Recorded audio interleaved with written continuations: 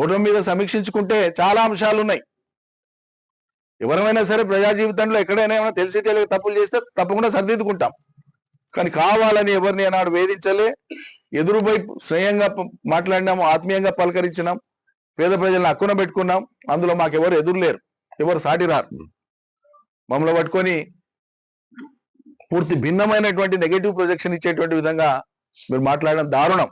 ఇంకా చెప్పాలంటే మొత్తం నేను సరే వనపర్తిలో ఓడిపోయినా బాగుంది, మరి కామారెడ్డిలో కేసీఆర్ గారిని ఎందుకు ఓడించారు ప్రజలు? తప్పు చేశారు ఆడ కేసీఆర్ గారు ఏమన్నా? అంతకుముందు నిజామాబాద్ గెలిచి మళ్ళీ నిన్ను ఎందుకు ఓడగొట్టిండ్రు? మేము అన్నాం అట్లా?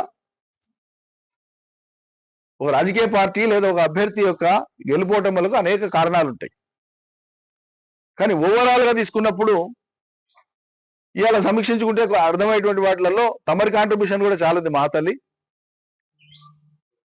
నువ్వు ఆర్భాటం కోసం, ఎచ్చుల కోసం పోయి టీవీలో కూర్చొని, టీవీ 9లో కూర్చొని 20 లక్షల గడియారం పెట్టుకున్నాను మళ్ళీ దాన్ని సమర్థించుకొని చెప్పిన ఆ ఒక్క మాట తెలంగాణలో 20 లక్షల మంది మహిళలు బీఆర్ఎస్ కు వ్యతిరేకంగా ఓటేయడానికి కారణమైంది.